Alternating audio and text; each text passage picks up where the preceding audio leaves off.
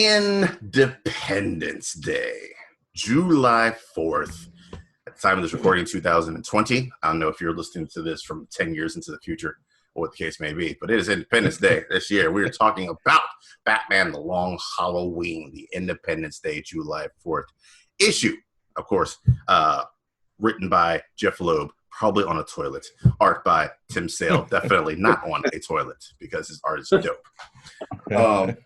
Yeah, so we're here. I mean, don't assume that you know his method. Maybe that's where he creates. It's true. If I had to sit somewhere for a long stretch of time and produce artwork this detailed, I'm looking at that double-page spread really early in the issue. I'd be sitting. Whatever floats your boat, whatever floaters you got to drop out there. So what we do on this here show is we talk about Batman Long Halloween. It is a murder mystery by Loeb and Sale about a killer who was killing on every major holiday. Gotham is thrown into a tailspin. Batman, Gordon, and Harvey Dent cannot figure out what's going on. And we are releasing one per holiday. This is the 4th of July joint. We're joined by our normal cast and crew, Mr. Brian Martin. How are you doing today, sir? Oh, hello. I'm doing all right. I'm excited because these are the only fireworks we get to see this year. In this issue. Mr. Ninja Dave of ABC's and TBB's fame. How are you doing, sir? I'm doing well, sir. How are you? Excellent. And of course, we have our Mark that is joining us along with this. The only person who hasn't read this, your audience gateway into this story, which it really just all rests on your shoulders. Mr. Jermon Jackson, how you doing? Oh, you guys are screwed then. If I'm good.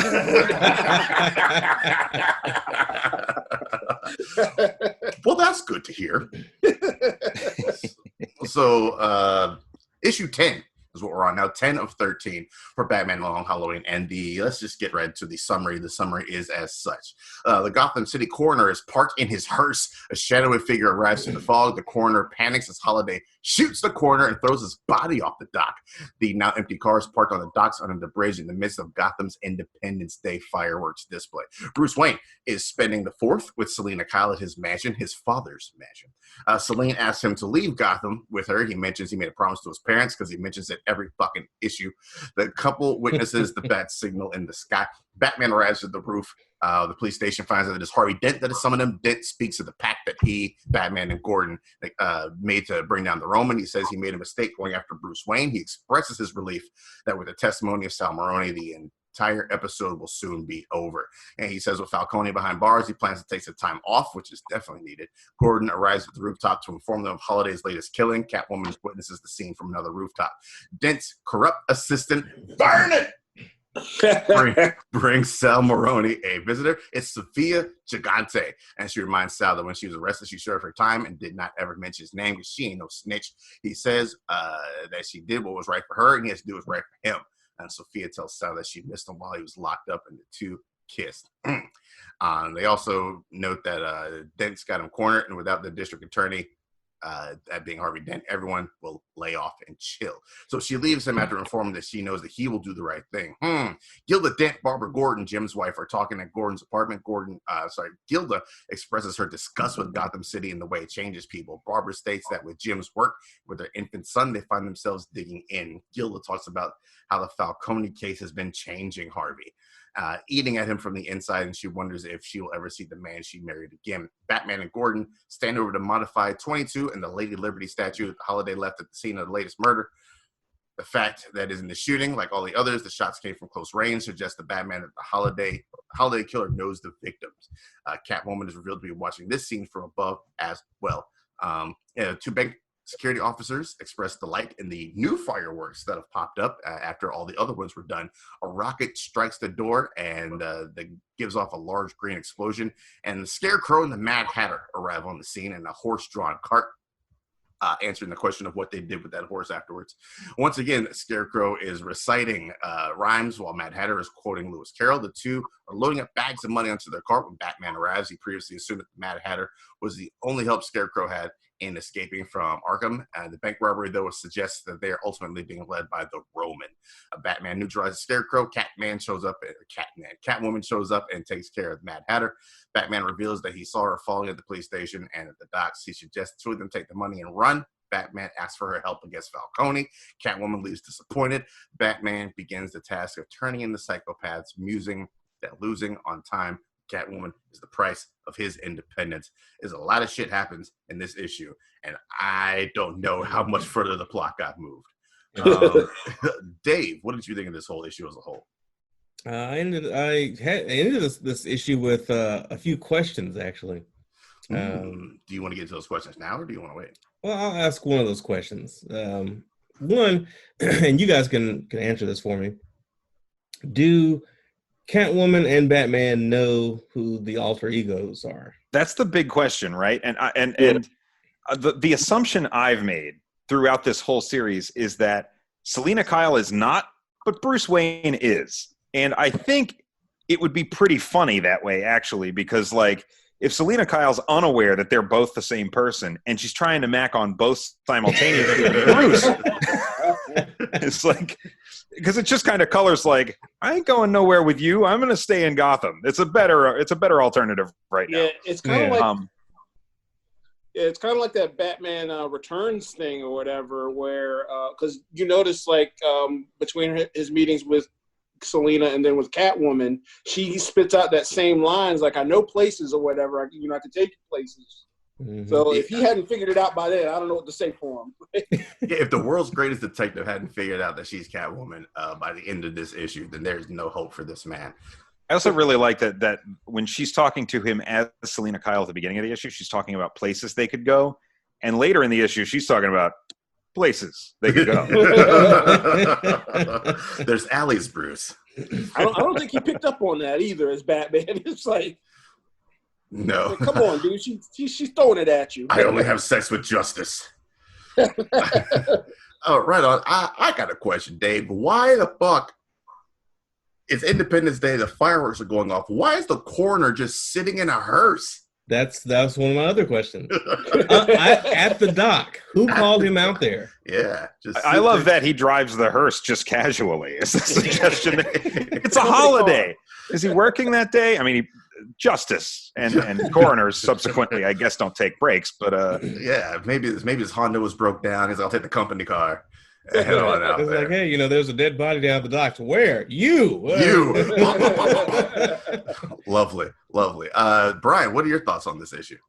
There's a lot that happens in this issue. And without actually answering the pertinent question of this whole series, a couple more very critical questions come up in this issue.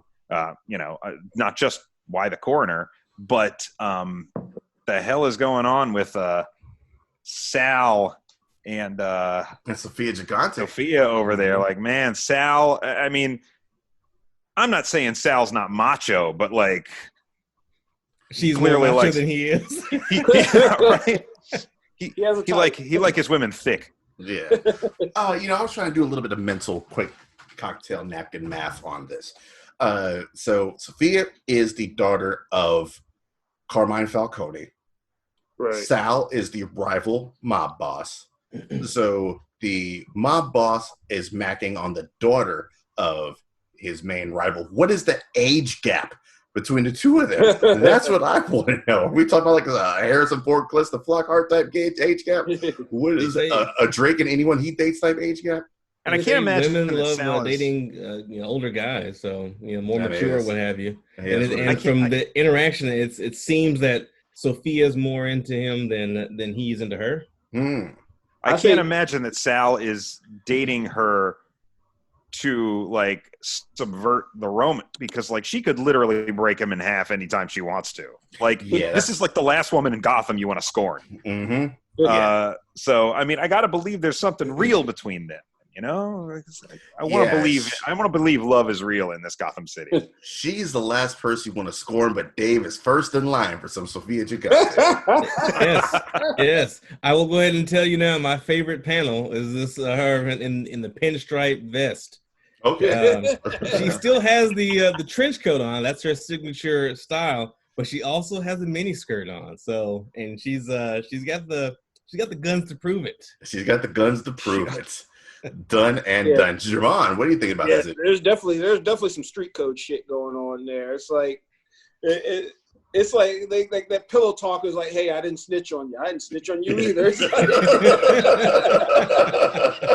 I held you down. It's like, what is happening here?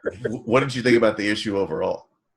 Yeah, it's weird because it was like a lot of stuff was going on, but not a lot of stuff was going on. If that makes any sense. Makes perfect sense. It felt like there was a lot happening, and I'm still like questioning everything. Like, I feel like we didn't move any further than where we were before. Like as far as trying to figure out who the killer is or any of this stuff.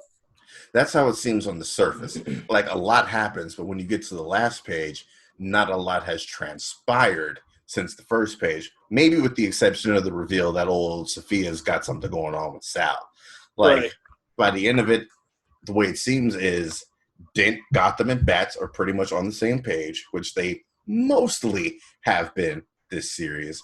Bat locks away to B, Mad Hatter, C level Batman villains. So that's like another Tuesday in Gotham for Batman. So and then you get a little bit of banter between Bruce, Selina, Batman, Catwoman. So not a whole lot has changed on the surface, I think. But you now have like a new little mystery of why was this coroner killed, which opens up a whole new. Because as far as I can tell, correct me if I'm wrong, guys, this is the second person not directly connected with Maroni's or Falcone's that have been clapped in this. The first one being wasn't a couple of issues ago, the Gunmaker. The Gunmaker was. Yeah. So this is only the second person that's not gang affiliated, really, except for the fact that he profits off of gang affiliation. So why him? Pretty much. I wonder if it's just another, like with the Gunmaker, it's just another case of them covering their tracks. Some loose ends. Yeah, because I mean, the coroner, like with these victims, the coroner is obviously going to could possibly find out what's going on with the Holiday Killer and all that stuff, and maybe that's just like if I smoke them, maybe that keeps the cops off my trail, or gives them another hurdle. It shifted. The killer's MO has shifted a bit. It went from let's take out this, make a statement about the mob to let's scramble and cover my own tracks.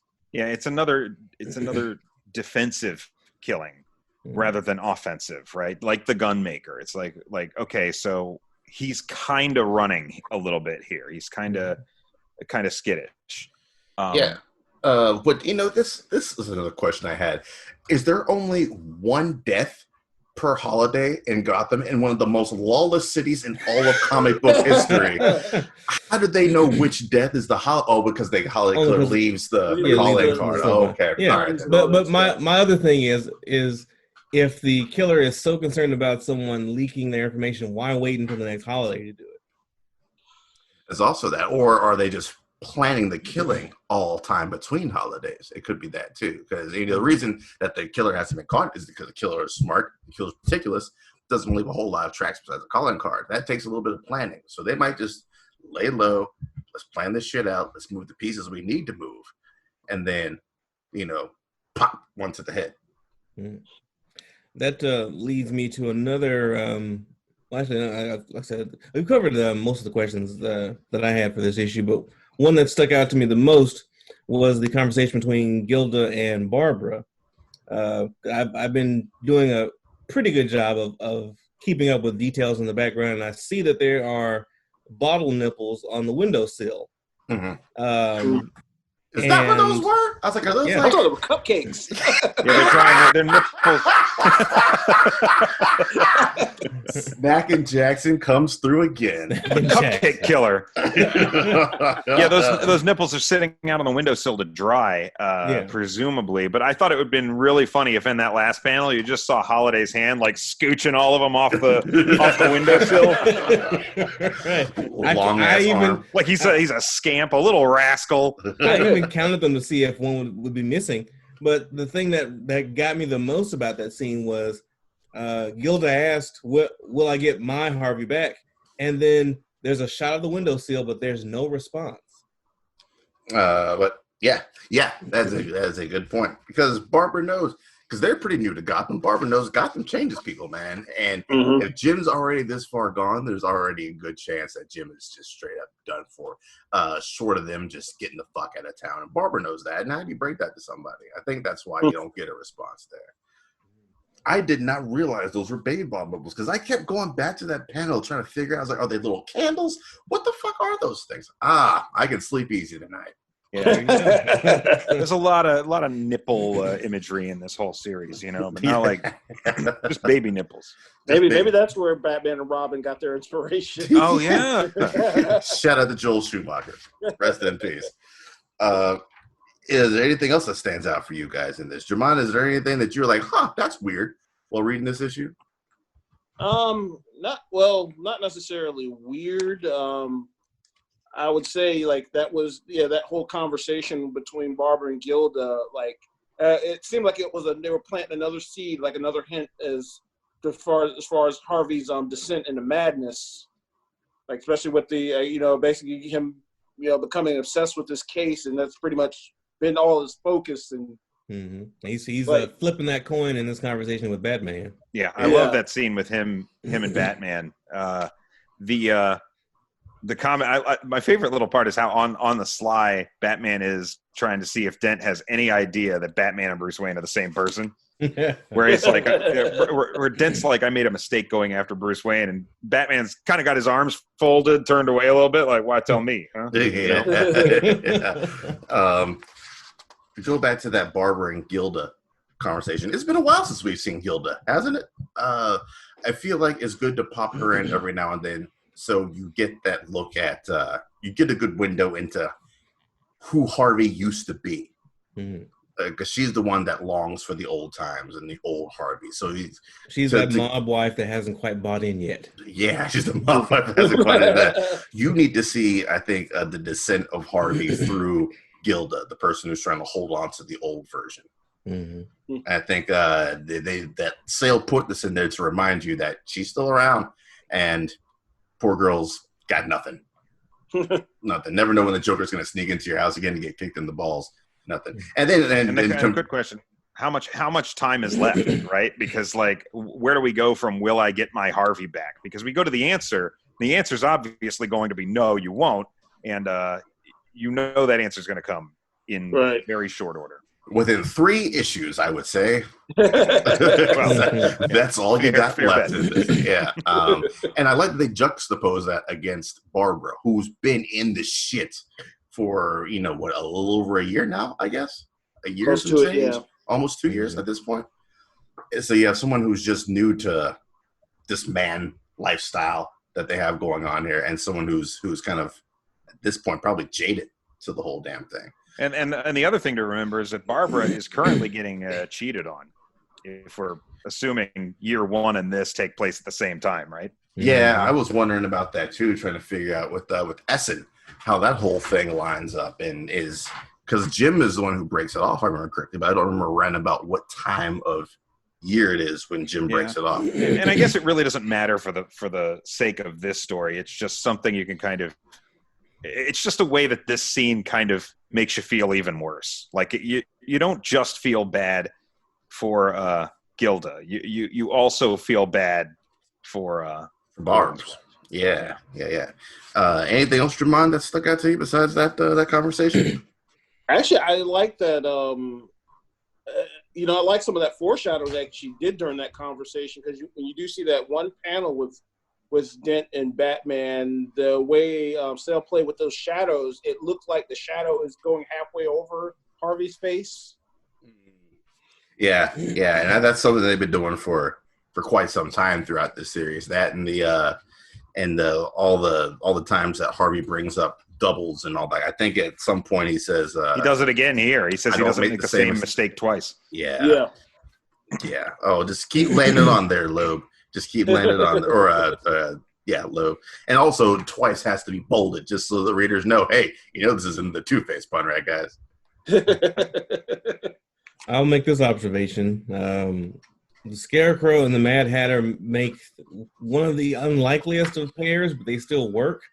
Yeah. And they're the only 2 villains that would try to pull off a heist in a horse-drawn cart hiding money bags in coffins.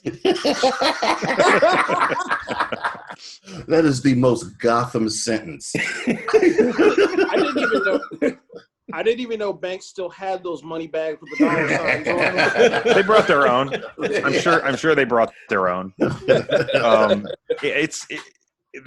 villains are getting crazier and crazier, right? And I think that's partly by design. I think also, you want to lead with characters like the Joker and the Riddler to kind of get people a little bit more invested. I think if we had led off and like Scarecrow and Mad Hatter were like the first villains Batman squared off against in this series, we would have been like, the fuck are you doing? But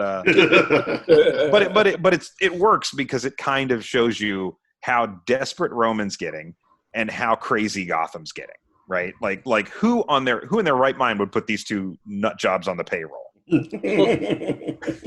And then of course you have Catwoman up in the scene as well. So I think you got a good point there with you put Joker up first because he's the most familiar, and that's the one that the reader can ease into, especially as someone who's never read Batman before. They can pick this up and everybody knows who the Joker is. Thanks to Joaquin Phoenix. But then you use that familiarity to ease them into the madness. So like, all right, well, now there's more Yahoos. And like you said, if it's a casual reader and you start off with these two B and C rank clowns, they'd be like, I don't know. Why should I care who the fuck these guys are? Right on. Jermon, what do you think about Catwoman all throughout this? She's got her own wheels she's playing at. It just seems like she's just in it for the shits and giggles right now. Like, she's just having a good time or whatever. Just like, oh, hey, there's some money there too. It's like, yeah, like Catwoman from the Batman the Animated Series version of Catwoman. I know you haven't seen it, Darryl. I got nothing to contribute to this conversation. Well, I will say the Catwoman in the Batman the Animated Series had a kind of an anti-hero, but she was more of an activist. She was kind of doing things for humanitarian efforts, and she knew that took money, and she would steal things to be able to make those funds, or hurt companies that were doing things to hurt that were inhumane. So, right, and her relationship with Batman is a lot more owes a lot more to that portrayal in this. Right. I think like she's not just a straight up bad person. She's also clearly not like a prostitute like she was in year one. Yeah. So that makes it a little bit harder to unite those two narratives and think of them as taking place in the same version of Gotham. Right. But again, I think that's kind of irrelevant. Yeah, I think Catwoman has a lot to owe to the animated series in this. I agree. I know we talked. You need to watch the animated series, Darryl. So when I put it to the vote, man, apparently according to the Pop Brigands, I got to watch Avatar first. God damn it! Yeah, goddamn Pop Brigands. Well, you don't. I can't argue with that. Yeah, Avatar is a really great series. All right, you can walk and bend air at the same time. Like, so let's talk. I gotta give a shout out to the scene between Gordon Dent and Bruce up on the rooftop. I'm pretty sure that is specifically what Nolan is referencing when he does it in The Dark Knight, when you get that camera pan around them on top of the roof, right by the bat signal, discussing how they're going to bring, I think, Joker down. So yeah, shout out and it was Dent in that scene that summoned him, that turned on the bat signal, I think, right? Yes, it is, because Gordon comes rushing in trying to figure out who turned on that. So it's pretty much that. Who turned on the light? Yeah, I got to pay the bills around this place. You know how much that shit costs? It's like ain't cheap. He throws the switch on that thing, and half of the city just flickers. Send that email, Johnson. Yeah, be quick about it. I'm going to turn on the signal. Your computer's going to go out.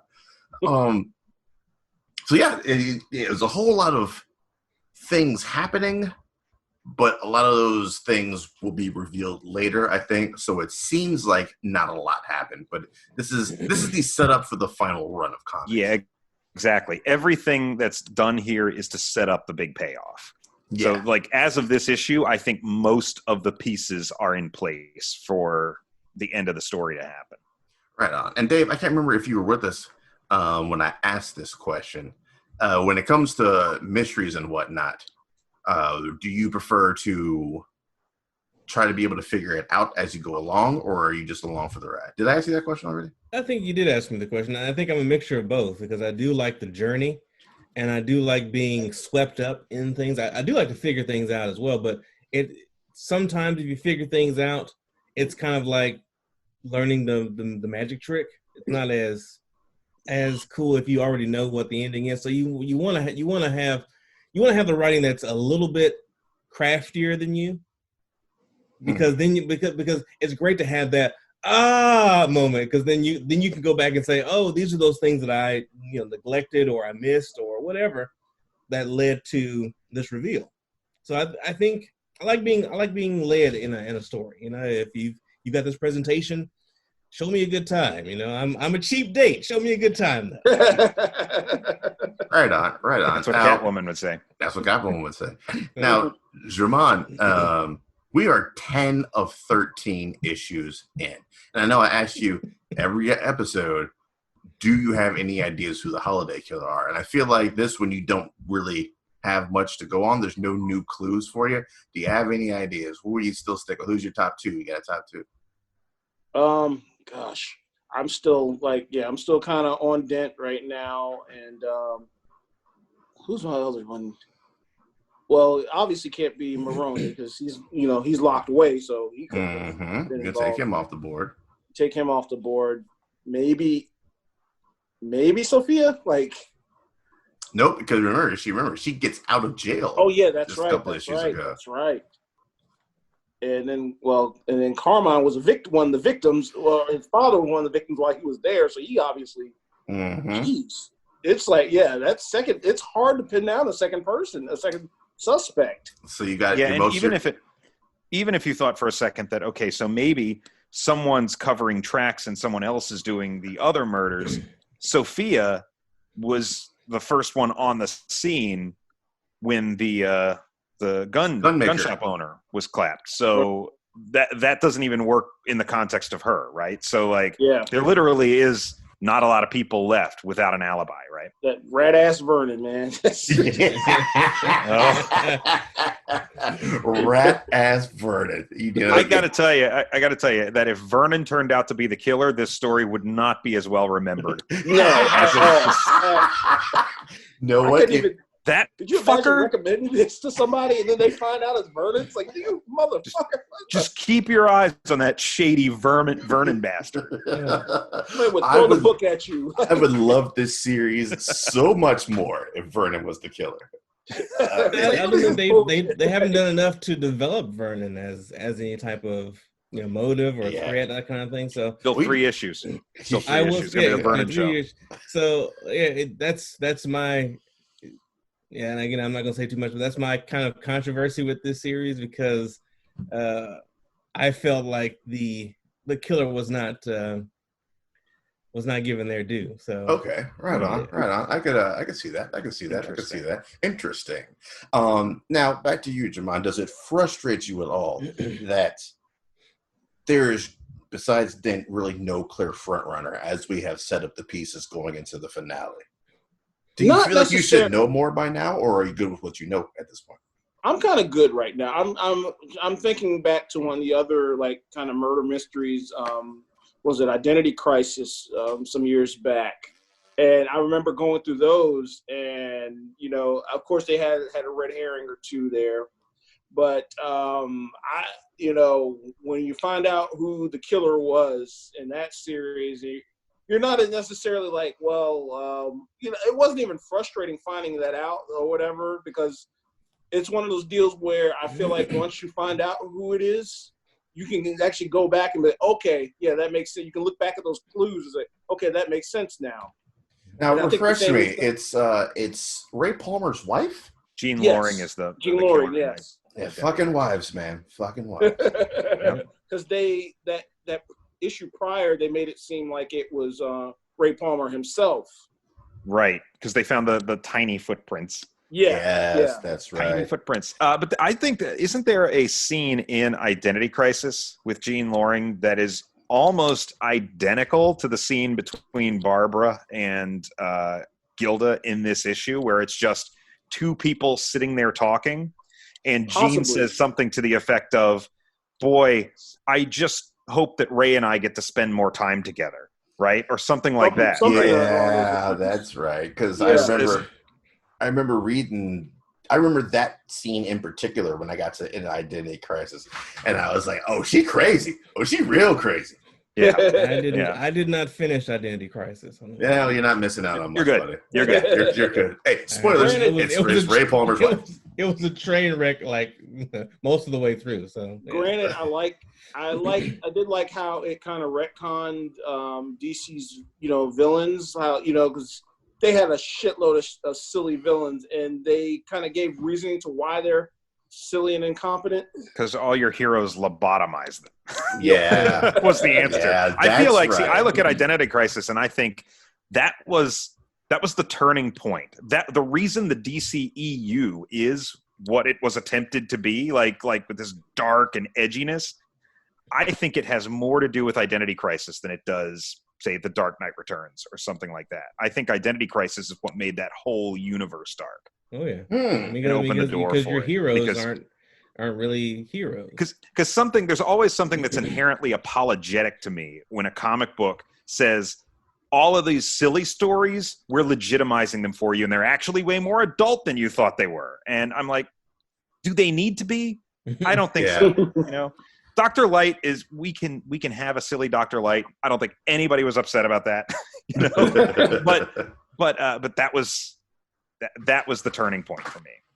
Interesting. I never thought about Identity you take Crisis. silly Dr. Light over rapist Dr. Light any day. Yeah, like you went a little too far there.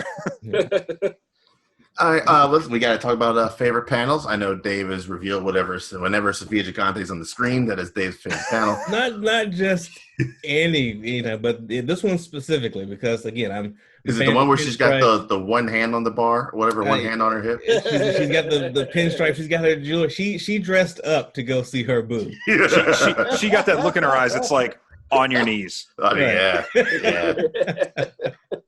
What about you, Brian? What are your standout panels here? Well, I think the entire first page of Batman and Dent's meeting on the roof is really, really great, and it culminates in this, because the first panel is like Dent casting shadow, flipping the coin, and that's undeniably great. Standing in front of the signal, the two of them looking at each other is great. But that last 3-panel progression there at the bottom of the page, where Dent is just the left side of his face, and remember the deal we made, and the next panel is just Batman. I remember. Do you remember? And then it's the good side of Dent that's not cast in shadow, just looking down in what we can assume is shame.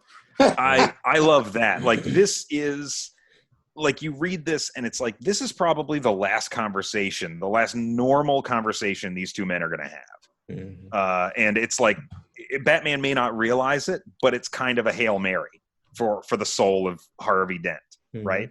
Yeah. It's a coin toss. Yeah. Oh, good point there, Dave. What about you, Jermon? What you got as favorite panels? I kind of like those last couple pages with Batman and Catwoman, like just kind of seeing the playfulness between those two, particularly with Catwoman. I think I was always a sucker for the Batman Catwoman relationship stuff. Was there's that. Did you like the wedding? What's that? You like the wedding? Wedding was a little rough, man. That issue is why I started reading the new Batman run, because so many people were upset about it. I was like, I gotta find out what's going on here. It's always a good sign when something pisses off like most of the fan base. You're like, oh, this is gonna be good. It was a really cool build up, but then the payoff was just, what are you guys doing with this?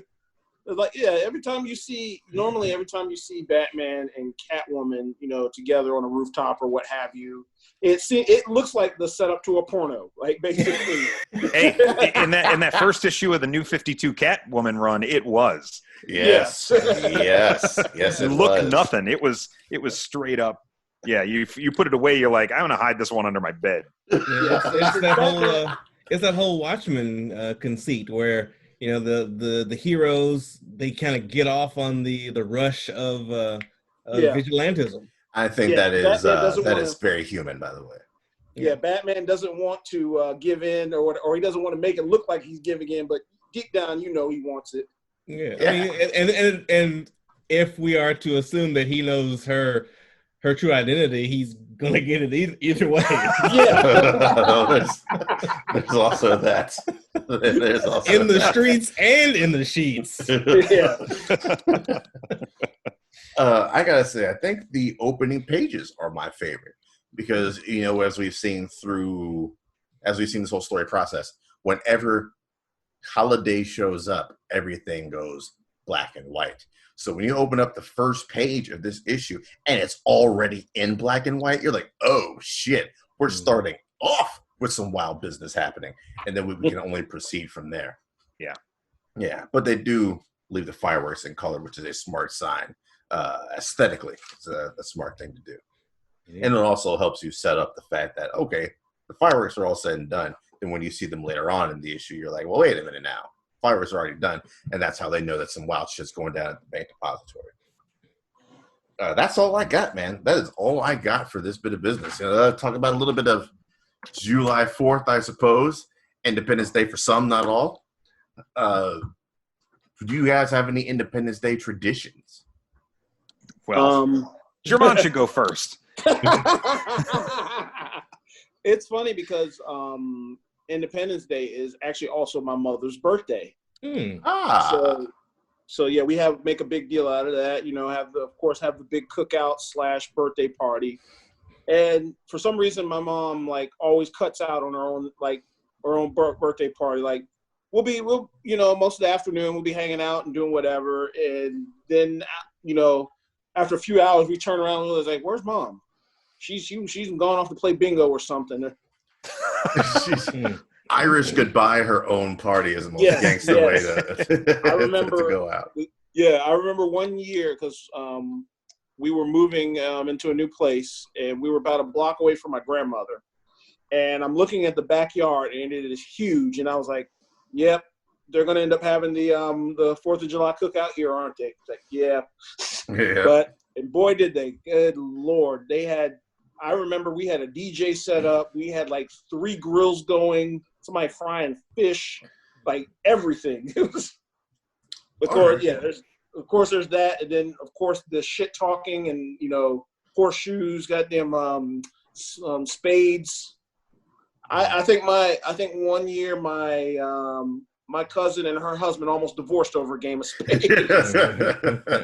Hey, that's why you never play spades with your partner. I learned that early on in life. Oh, you never play spades with your partner. I'm not a spades player, so I know you guys are probably shocked. But, I grew up kind of around it, but just never got into the whole culture of it.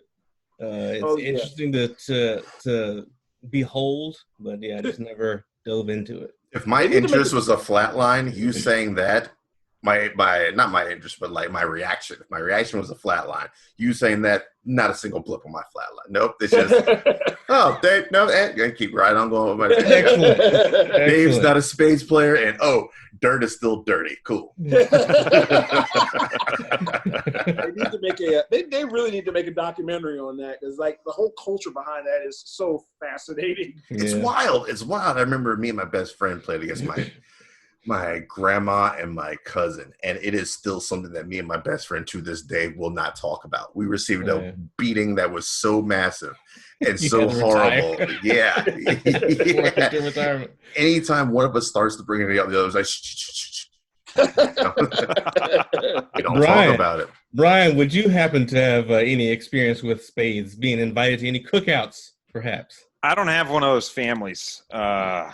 No, it's a negative for me. I would it's something I would love to experience. But I don't. When we have big family get-togethers, it usually devolves into something like cornhole, and I'm like, I'm not a cornhole person. What about dominoes, Brian? Have you ever gotten down on that? Because there are people within the community that think dominoes is the superior game to spades. I've played dominoes a couple times in my life, and I do enjoy it. I just don't really have cause to play it very much. My family's not very much into games, like we sat down to play Cards Against Humanity at my parents' house when it was my brother and his wife and my wife, and we were sitting down, and my mom and dad kind of wanted to get into it, and it didn't work because my dad couldn't understand the progression of play cards, draw cards. And I'm not kidding. Like, I mean, this is how non-game players my family is. Like every other card game there is. And also, yeah, I know what you're thinking, and I agree. But there's also the fact that one of the first cards my dad drew was Robert Downey Jr., and he did not know who that was. So I was like, this is not going to be your game, Dad. No. It's like if it had been like Henry David Thoreau, oh, I like this one. You know, I don't think it was. Walden, Life in the Woods. It's a big no. Big no. All right. So are there any traditions that y'all do? You have the big family gathering on 4th of July?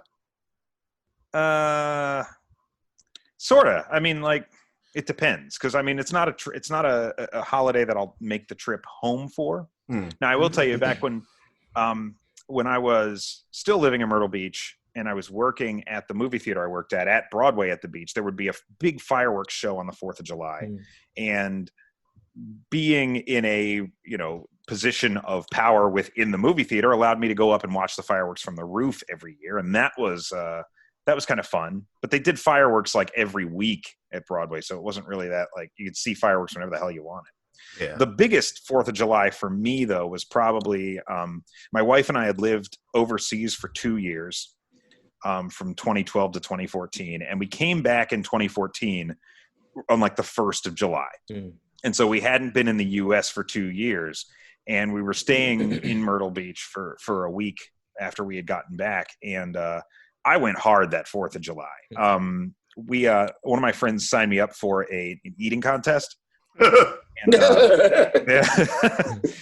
cupcake eating contest. And I just... Please tell me more. Yeah. How far did you get? I did not get very far because I started choking because I listened to someone's shitty ass advice. They were like, you want to have some water and you want to soften it with the water. And the water was what I choked on. And I was like, I did this wrong. I should have just not listened. I should have just kept tearing ass through them. But my friend that did come within, like, I think she landed in like 3rd place or something in this thing, did so with an arm in a cast. Oh, and nice. she's still, man, I was like, wow, that's a woman. And she was like not in a relationship at that point. And I was like, gentlemen, come on.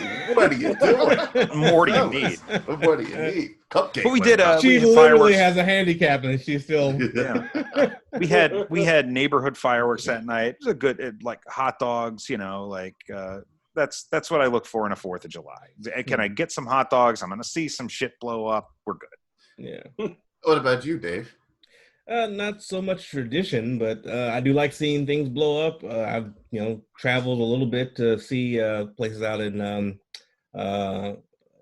Carowinds and different like spectaculars that some fireworks companies put on, cookouts, that kind of thing. Usually it involves going to where the action is, block parties, that kind of thing, but. Usually it's if I don't know if something's going on, I'll just stay at home and watch some fireworks from there. But yeah, nothing really official, I suppose. Okay, right on. Let's talk about fireworks, or I guess Javon, are you a big fireworks dude at all? Do you try to find somewhere to check them out if you can? I remember as a kid I used to a lot. Now I can kind of take it or leave it, because of course nowadays, like, I see the game I like playing in my neighborhood now during 4th of July is fireworks or gunshots. Yes. Yep. Yeah. I've been playing it for the last 3 weeks, I think, right? Yeah. Yeah. I was like, wow. One time we were very wrong if we said fireworks. Yes. Oh, yes. Yeah. But that's, like, I remember, because I used to love it as a kid, especially when you can find that good vantage point where you can kind of, basically front row seat to seeing all the fireworks. Luckily, you can find a few good spots around here. I know the Charlotte Knights would always do one every year on the 4th. I don't think they're doing one this year, but they normally, would do one. And you can go uptown or wherever and, kind of see everything. Mm-hmm. Yeah, I know Brian and I are somewhat close to uptown. So from the way my house is positioned, my backyard looks at Uptown. So when the Charlotte Knights do their thing, all I got to do is just stand in my backyard and I can see it from a distance. And fireworks is never a big thing for me. Like if they're there and I see them, cool, bright lights in the sky. If you give me some Lord of the Rings type fireworks, then I'd be all in. But for us, it's always just been throwing something on the grill and getting down with the grill, which is what I'll be doing this year. Okay. I did have one tradition growing up when we would set off, because we never went anywhere. Obviously, my parents are shut-ins; they don't know how to play games, simple card games. But we would just have like maybe like the 3 houses around us. We'd all get together and just set off some fireworks in the front yard. And the nice thing about that was that we'd also get like a bag of like those green army men. And the goal would be to melt as many of them as possible, like through the course. So like we would like strap them to rockets, put them on top of those little tanks with that would just like shoot off all the sparks and then just fizzle out. Like really honoring the troops. There would be clumps of melted plastic in the road in front of our house the day after 4th of July. Oh, nice. Shout out to the 103rd Company that lost their lives during Brian Martin's 4th of July. Doing his own reenactment of Saving Private Ryan. Yeah, that's what it was. Well, last year, I was with an ex-girlfriend, and we decided to go catch the fireworks out at the Whitewater Center. We went there early, but apparently it was a big to-do out there, so they'd actually exceeded capacity and were turning people away. So we ended up driving back towards Uptown, and right before they were about to kick off the fireworks at the Knights Stadium, we drove around the block for where one of my friends lives at the high rise right across the street. And as we were just coming to like park in the garage there, they started, and so we just parked and got a great show from right there. So it was magical. We had some of those Capri Sun pouch margaritas. They actually sell them in stores. They're really good. Nice. Awesome.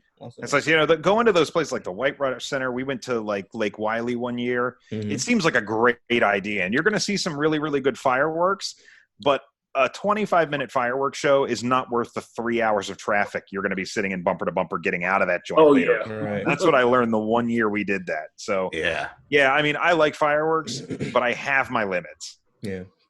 Do you guys are you guys big on grilling out as well? Oh yeah, I love grilling out. Oh, absolutely. I will eat some grill food. Sure. Yes. For me, that's my biggest thing, fireworks notwithstanding, is I like to throw down on the grill. So coming up this weekend. So the party's at your place is what you're saying? No, because none of you are invited. Social distance. Yeah, I'm going to... Just ship me a burger. Just to Postmates. There will be burgers. I'm doing brats. I'm doing steaks. I'm doing chicken. I'm going to attempt lamb for the first time on the grill. Ooh. Yeah, lamb is great, man. So we'll see how this goes. It was going to be a big to-do Memorial Day, but then we had that shitty weather that knocked my power out for 16 hours, and everything's spoiled. So I want to see pictures, a live stream possibly. Oh yeah, it's going to be all that. I got to work a 12-hour shift that day, and as soon as I get off, man, it's Grill-O-Rama, and also much beer will be had that day. Nice. And I think I'm still debating. I've been debating for a few years whether to just buy like a nice grill, just for the backyard and everything. There you go. There you go. Yeah, you gotta. I think every backyard should be blessed with some sort of grill. You can't truly be Snackin' Jackson until you've got a grill. Optimize those snacking options. That's moving out of the snack realm, though. That's just full on meals. That's true. You move from Snackin' Jackson to chillin' grilling, and I don't know if we can have that.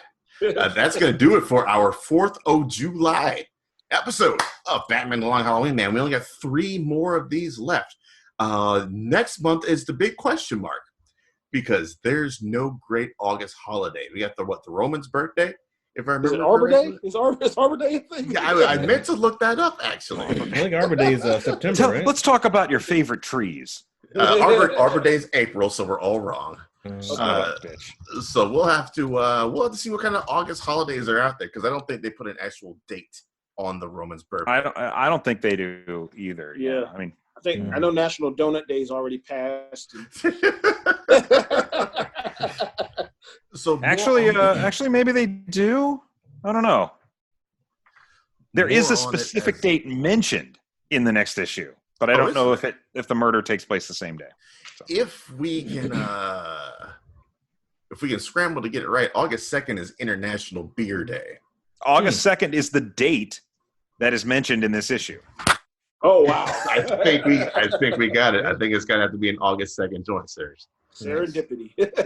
That's what we call here in the business serendipity. So we will more than likely be back August 2nd, Sunday, for our next to last episode of Batman the Long Halloween. Until then, you guys take it easy and go out there and read some more comic books. Have a good one, y'all. Enjoy responsibly your 4th of July's, please.